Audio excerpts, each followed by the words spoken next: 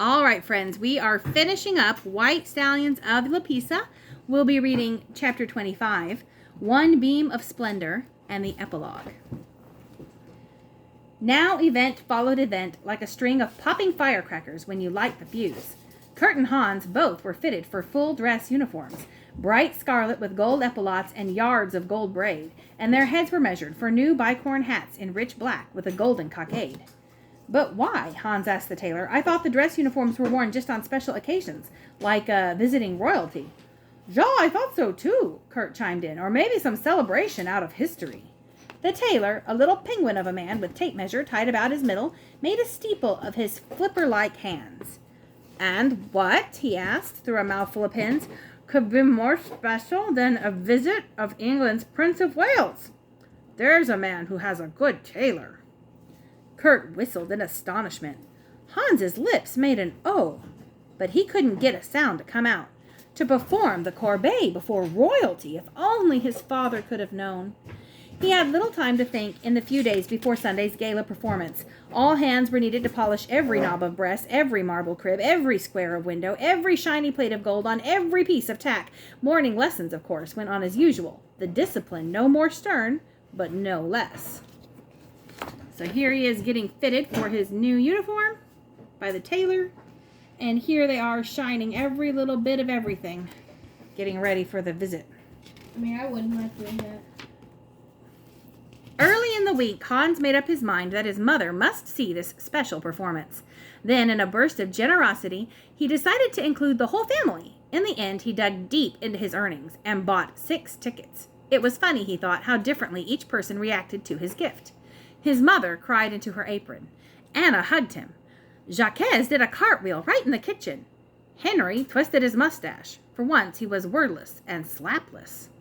The policeman on the Joseph Platz clapped Hans on the shoulder, and Fraulein Morgan fortified him with a look that said, I knew you could do it, and on Sunday you will.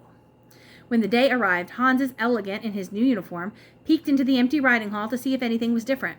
He stopped short at the entrance, transfixed by what he saw. Swags of red and white bunting draped the lower gallery and were seemingly stabbed into place by great sheafs of live red roses. The reds were all alike. They even matched his own bright coat. He stood there a moment, watching 2 men raking the sand and sawdust. Then it looked deep and soft. But when you were dumped off, it didn't feel soft. He flushed, remembering. He sniffed the air in excitement. It was almost time for the visitor's door to open. He left the hall and went to the stable to see if Verena was ready. He looked over at the stanchion and saw that he already wore the red velvet saddle pad trimmed with gold and the white deerskin saddle. An elderly groom stood by with bridle in hand. How does it feel, Hans? He asked, to be a rider candidate and not have to do your own tacking anymore. I miss it, Hans confessed. I like the way Verena reaches for the bit and clamps onto it as if he can't wait to get out and perform. Here, then, you do it this morning, for luck. Hans removed his white gloves. He took the gold-trimmed bridle, and standing at Verena's side, he slipped the reins over the stallion's head and offered the bit, and Verena took it of his own accord. Ja, he should take it easy like that, the groom nodded. He's got experience. The groom left. Verena and Hans stood eye to eye. They smelled the smells of each other. Verena blew the softest, whisperiest, hay-scented breath in Hans's face. Why don't people have such sweet breath, he wondered. He put on his gloves and rested his hands lightly on Verena's rump. Now came the interminable time of waiting, doing nothing. Here they are, waiting together. They sighed in unison as they had done backstage at the opera. All at once, Hans straightened. Without really hearing it, he was suddenly aware of music. Solemn, festive, splendid. The entrance march. And he saw the riding hall in his head, not grand and empty, but grander, with the Prince of Wales looking young and elegant in the imperial box. And he saw both galleries full to bursting, and his own family in the left top gallery level with the first chandelier. And Fraulein Morgan at the near end, facing the portrait of Charles VI. Hans placed them exactly in his mind as if they were chessmen. Then he would not be tempted to look up when his turn came. So there was the whole audience, royalty and all, leaning over the red velvet railing, eyes gazing fixedly on the first event. He thrust his hand in the inner pocket of his bright red coat and drew out the program. He knew it by heart, but he read again. The first number, young stallions, 6 of them. He let his inward eye run over the youthful iron-gray fellows going through their paces, the collected trot, the extended trot, muscles rippling, hindquarters beginning to show power and propulsion. The picture in his mind stopped abruptly as 4 stallions were led past him on their way to the riding hall. They were next. Excitement mounting, Hans suddenly couldn't endure the waiting. He moved away from Barina, stepped outside the stall, not wanting him to catch any part of his nervousness. He tried to wear blinders, but the whole glittering pageant seemed unwinding like a reel in his head.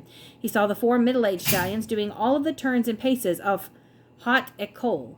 He saw even their tails fanning out in beautiful rhythm as they danced in circles and half-circles. He saw the pas de trois, the little drill of 3 with Colonel Pajkowski leading the maneuvers. He saw the horses step and pace in 2-track, and he heard the applause and the music. And he lived through the work on the short hand rein and on the long, and he fancied he heard the gasp of the people, astonished that a man dare walk so close to a stallion's hindquarters. And then at last he was in the anteroom to the arena. He and Kurt and Britter Wittick and the others all mounted and ready. Now violins and cellos playing the Wienerblatt were sweeping them into the hall, and so they entered in the high feather step of the passage, the prelude to the airs above the ground. It is the moment the audience has awaited. They clap their hands in anticipation. Barina's ears prick sharply. He is stimulated by the applause, beautified by it. Hans can feel the steady beating of Barina's heart between his knees, and he can feel the airiness of his step. So here are some of the performers.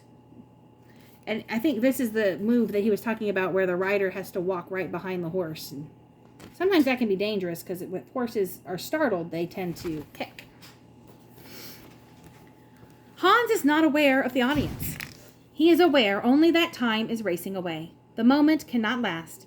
He is riding in harmony with Barina, adapting himself to Barina's rhythm. The other stallions are performing their aerial routines one by one, while he and Barina walk in quiet rhythm, awaiting their turn. The reader Wittick now puts his horse into the marbled beauty of a levade, or levade. 10 seconds, 15 seconds, the applause bursts. When it dies, he nods to Hans. This time is now. The time for the corbeille. Hans guides Barina to the center of the arena. In a shaft of sunlight more dazzling than spotlight, everything suddenly dissolves into unreality. The hum of excitement is voiceless, expectant, as Barina crouches on his hindquarters until, prompted by Hans's invisible cue, he rears up with one graceful, fluid motion. The audience holds its thunder as Barina galvanizes his muscles, then leaps forward. At the moment his hind legs return to earth, Hans helps him spring up and forward once again. Hans barely breathes. It is Barina whose breath is heard as he leaps a 3rd time, a 4th, and yet a 5th. It is Barina whose animal's brace has reached the purest and most exalted heights of the corbeille. Like the roar of an earthquake, the applause and bravos break loose, and it is the moment of Hans's life, but he does not look up. He eases Barina into the Spanish step and then down to the free walk, and the moment is passing, is gone. It does not stand still. When Hans went back into the hall to ride in the closing number, he felt a kind of sacredness in being part of the beauty of this ancient art of ballet. He understood with his whole heart and soul what Colonel Pajkowski had meant on that long ago morning. Our school is small, a small candle in a troubled world. If we can send out one beam of splendor, of glory, of elegance, it is worth a man's lifetime, no? In all the turns and figures, the pirouettes, the flying change of leg at the canter, the lively cadence trot, the shoulder-in movement, Hans thought, this is what joy is. Harmony between man and mount and music. He wished somehow he could be the spectator and participant both. So here he is. They did 5 corbeilles. Pretty good for an old horse, huh? Were they supposed to do 5? I think that they were only supposed to do 1. Fraulein Morgan had anticipated the wish. She snapped the picture of Barina in the splash of sunlight at the full height of his corbeille.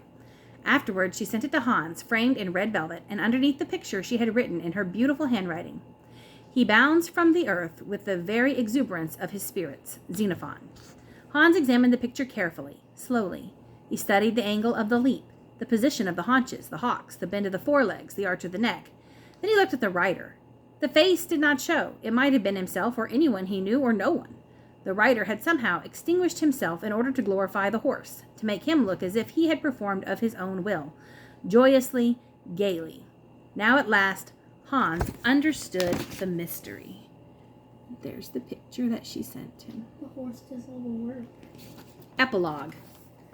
Barina never recaptured his earlier record of 10 corbeilles, but he did achieve another distinction. He became the oldest performer in the history of the Spanish court riding school. In his 30th year, he was still piaffing with vigor and corbeting twice, and often 3 and 4 times in succession. Then gradually his energy dwindled. But no one in the stable ever, for an instant, thought of putting him down. They coddled him with love. They ground his oats so he could gum instead of chew them. They added molasses for energy, and every day Hans took Verena for longer or shorter walks in the outdoor arena. The Viennese word for these walks is spazieren. It implies a leisureliness, a contentment, impossible of translation. But Hans and Verena needed no interpreter. They strolled side by side, neither one uttering a sound for minutes at a time, and then perhaps only a sigh of attunement. After only a short period as rider candidate, Hans became a full-fledged riding master. He worked with the promising younger stallions now, teaching them to do on command what they had already been doing naturally. He had been trained by the finest professor, the great Matoso Verena. Now he was passing on that learning. Filled with the wisdoms of life, Verena died in the springtime of his 33rd year. Meanwhile, far off in the alpine meadows of Piber, pitch-black foals full of exuberant joy of life were dancing and prancing, with no audience but their mothers and no music except wind whispers. They were leaping into the air for the sheer fun of it. And so the circle is complete. The great past and the future joined to perpetuate the Spanish riding school of Vienna, the oldest of its kind in the world. The end. We can thank Margaret Henry for such a wonderful book. Hope you enjoyed it.